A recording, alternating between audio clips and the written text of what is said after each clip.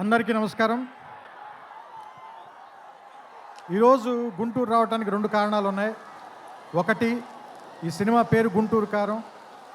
రమణగాడు మీవాడు, మనందరి వాడు. సో అందుకని మీ అందరి మధ్యలోని ఫంక్షన్ చేయాలని ఆయన ఇక్కడికి చాలా షూటింగ్లో విపరీతంగా అలసిపోయిన తర్వాత కూడా వాంటెడ్గా గుంటూరు ప్రజలను కలవటానికి వచ్చారు. సో అందుకని మీరు కొంచెం డిసిప్లిన్ పాటిస్తారని, పోలీసు వారికి సహకరించాలని మనస్ఫూర్తిగా కోరుకుంటున్నాను. ఎందుకంటే వాళ్ళు చాలా అలసిపోతున్నారు పోలీసులందరూ. నేను చాలాసేపు నేను చూస్తున్నాను. చాలా త్వరలో మీకు ఉంచేద్దాం ఈ విషయాన్ని. రెండో విషయం, సూపర్ స్టార్ కృష్ణ గారు తెలుగు సినిమాలో విడదీయలేని ఒక అంతర్భాగం. అలాంటి ఒక గొప్ప మహానటుడు, మహామనిషి.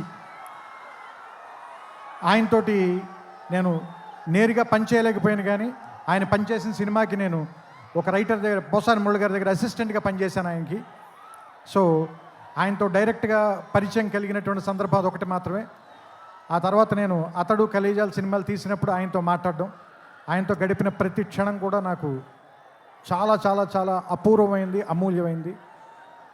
సో అంత గొప్ప మనిషికి పుట్టినటువంటి మహేష్ గారు ఇంకెంత అదృష్టవంతులు అని అప్పుడప్పుడు అనిపిస్తూ ఉంటుంది. ఎందుకంటే ఆయన కొడుకుగా ఆయన్ని ఒక్కొక్కసారి నాకు అనిపిస్తుంది, ఆయన వెంచర్ చేయలేని సినిమాలు అన్నిటినీ వెంచర్ చేయడానికి, ఎక్కువ అడ్వెంచర్ చేయడానికి రెడీగా ఉండేటువంటి యాక్టర్ అనిపిస్తుంది ఆయన. అండ్ ఒక సినిమాకి 100% పనిచేయాలంటే 200% పనిచేసే హీరో ఎవరైనా ఉన్నారంటే మహేష్ గారు. ఇది చెప్పడంలో మాత్రం తెలుగు ఇండస్ట్రీలో ఎవ్వరు కూడా వెనక్కి తిరిగి చూడరు, ఈ మాట చెప్పడానికి ఎవరు కూడా. అండ్ నేను అతడు పనిచేసినప్పుడు ఎలా ఉన్నారో, కలేజా పనిచేసినప్పుడు ఎలా ఉన్నారో, ఈరోజు కూడా అలాగే ఉన్నారు. అంటే 25 సంవత్సరాలని మీరు అంటున్నారు, కానీ నాకైతే ఒక 2-3 సంవత్సరాలు కానీ క్రితమే ఇంట్రడ్యూస్ అయినటువంటి హీరోలాగానే అనిపిస్తున్నారు.